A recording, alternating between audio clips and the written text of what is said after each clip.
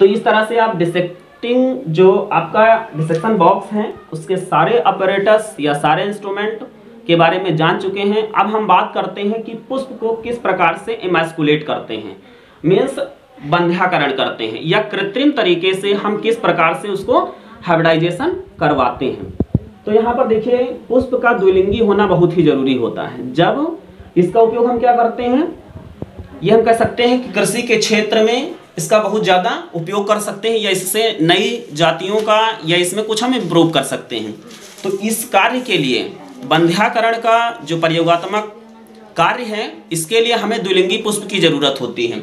अब देखिए मालवेसी कुल का जो हिबिस्कस रोजा साइनेंसिस प्लांट आपके सामने लगा हुआ है, ये जो आपको पुष्प दिख रहा है, जो पौधा दिख रहा है, ये मालवेसी कुल का है। इसके बॉटनिकल नेम की बात करें तो हिबिस्कस रोजा साइनेंसिस है। इसका अगर हम कहें कि यूज क्या होता है, इंपॉर्टेंस क्या होता है, तो इसका इंपॉर्टेंस ये है कि ये ऑर्नामेंटल प्लांट है।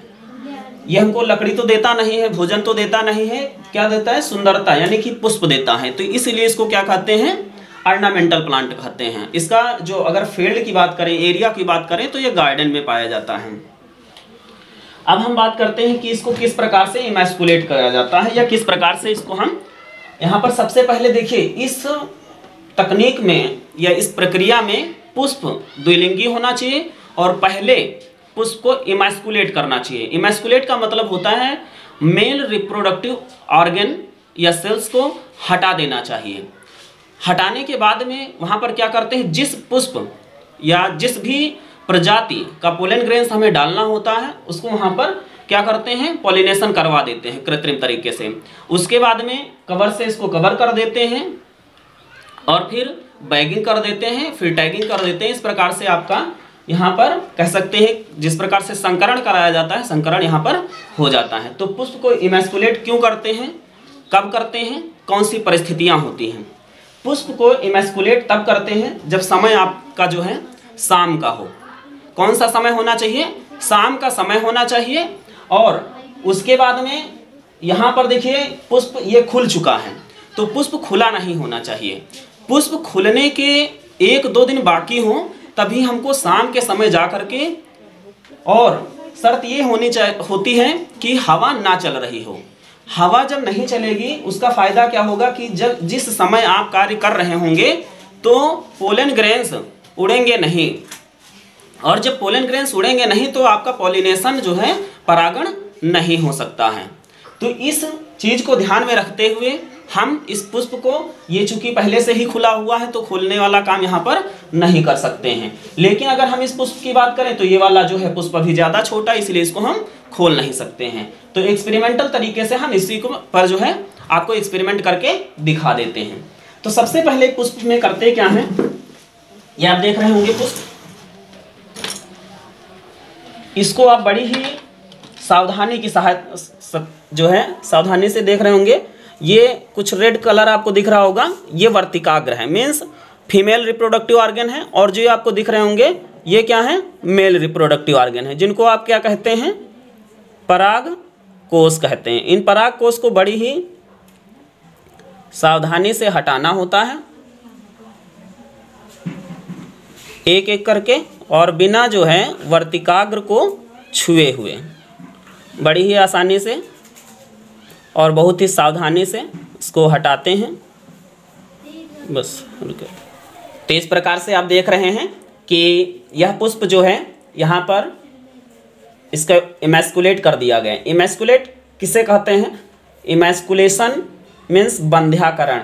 बंध्याकरण इसको क्यों कहते हैं, क्योंकि देखिए इसमें दोनों means both sex organ are present, means male and female दोनों सेक्स ऑर्गन प्रेजेंट थे, लेकिन यहाँ पर कृत्रिम तरीके से मेल रिप्रोडक्टिव ऑर्गन एंथर को बारी बारी से हटा दिया गया है। अब यह पुष्प जो है क्या किया गया, एकलिंगी हो गया है। पहले तो बाइसेक्सुलेट था, देन अब हुआ क्या, यहाँ पर देख रहे हैं कि एक ही आपका रिप्रोडक्टिव ऑर्गन मौजूद है जो फीमेल है। अब यहाँ पर देखेंगे पुष्प में कौन कौन से भाग होते हैं। ये नखर युक्त संरचना दिख रही है। मालवेसी में जो एपिकैलिक्स होते हैं, कौन सी संरचना होती है, एपिकैलिक्स होती हैं। एपिकैलिक्स के बाद में यहाँ पर आप देख रहे हैं ये कैलिक्स होते हैं, ये नालवत संरचना होती है, और उसके बाद जो ये कलरफुल पंखुड़ियाँ दिख रही हैं इनको क्या कहते हैं, करोला कहते हैं। मीन्स ये अनुबाह्य दल और फिर दलपुंज, ये बाह्य दल, ये अनुबाह्य दल हैं, ये बाह्य दल हैं और ये दलपुंज हैं। जो कलरफुल पंखुड़ियाँ होती हैं उन्हें हम दलपुंज कहते हैं। और ये जो अब लंबी संरचना दिख रही है,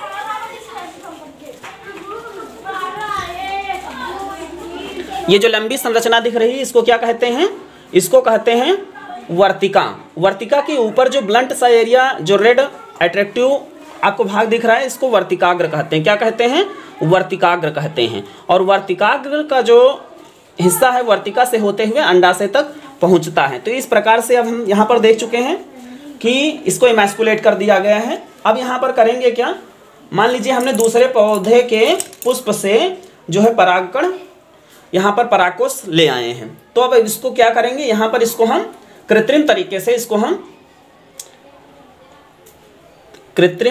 से इसका हम पॉलिनेशन करा देते हैं। क्या करा देते हैं, पॉलिनेशन करा देते हैं। ये किसी दूसरे पौधे की या दूसरे जाति का होगा। अब इसको कृत्रिम तरीके से पॉलिनेशन करवा दिया गया है। पॉलिनेशन करवाने के बाद में अब हम क्या करेंगे, देखिए इसको पहले तो क्या कहा गया, इमैस्कुलेशन कहा गया। क्या कहा गया, इमैस्कुलेशन कहा गया। अब यहाँ पर देखिए पॉलिनेशन तो हो गया, क्या हो गया, पॉलिनेशन हो गया। अब हम बारी आती है कि बैगिंग करेंगे। बैगिंग के लिए क्या करते हैं, आपने बैगिंग के लिए एक छोटा सा बैग होना चाहिए। बैग इतना बड़ा होना चाहिए कि पुष्प सही तरीके से उसमें आ जाए। बैगिंग क्यों करते हैं, ताकि किसी दूसरे पुष्प के परागकण विस्की वर्तिकाग्र पर ना आ जाएं। तो अब इसको हम बैगिंग करने से पहले इस बैग में छेद होने चाहिए ताकि वायु का एक्सचेंज हो सके। तो छेद कर लेते हैं। छेद करने के बाद में अब हम क्या करेंगे, इसकी बैगिंग कर देते हैं। अब बैगिंग करने से पहले यहाँ पर चाहे तो आप देखिए, हाँ इसी तरह से पहले बैगिंग ही कर लेते हैं, बाद में टैगिंग करेंगे। तो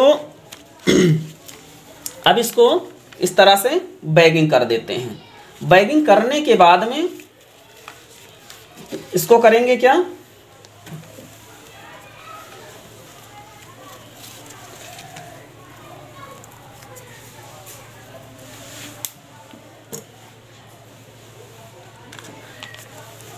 यहाँ पर बैगिंग कर देते हैं और फिर इसके बाद में इसके मुंह को बांध देंगे। बांधने के बाद में अब देखिए यहाँ पर बांध दिया गया। और अब यहाँ पर कौन कौन से चरण हो गए हैं, आपका पुष्प सबसे पहले इमैस्कुलेट किया गया, फिर पॉलिनेशन किया गया, फिर बैगिंग की गई। बैगिंग करने के बाद में अब देखिए यहाँ पर एक स्लिप बनाई जाती है। तो यहाँ पर स्लिप जो है क्या करेंगे, स्लिप तो मान लीजिए यहाँ पर प्रैक्टिकल बेस पर है तो स्लिप मान लीजिए नहीं चिपकाएंगे, लेकिन यहाँ पर क्या करते हैं, इस पर टैगिंग करेंगे। अब टैगिंग का तरीका क्या होता है, टैगिंग में हम जो पौधा है इस पौधे का नाम लिख देते हैं। तो मान लीजिए कुछ भी हो तो हम यहाँ पर हिबिस्कस रोजा साइनेंसिस लिख दिए। अब हम किसी दूसरे पौधे का जिससे इसको पॉलिनेशन करवाए हैं उस पौधे का नाम यहाँ पर लिख देते हैं। तो ये प्रक्रम क्या कहलाएगा, टैगिंग कहलाएगा। तो इस प्रकार से आप सही तरीके से समझ चुके होंगे कि इसके कौन कौन से चरण होते हैं और डिसेक्शन बॉक्स के कौन कौन से इंस्ट्रूमेंट होते हैं। इन सभी चीज़ों को यदि आप सही तरीके से समझ में आ चुका है, यदि आपको वीडियो पसंद आया है तो हमारे चैनल को अभी तक आपने सब्सक्राइब नहीं किया तो चैनल को सब्सक्राइब करें। Thanks for watching.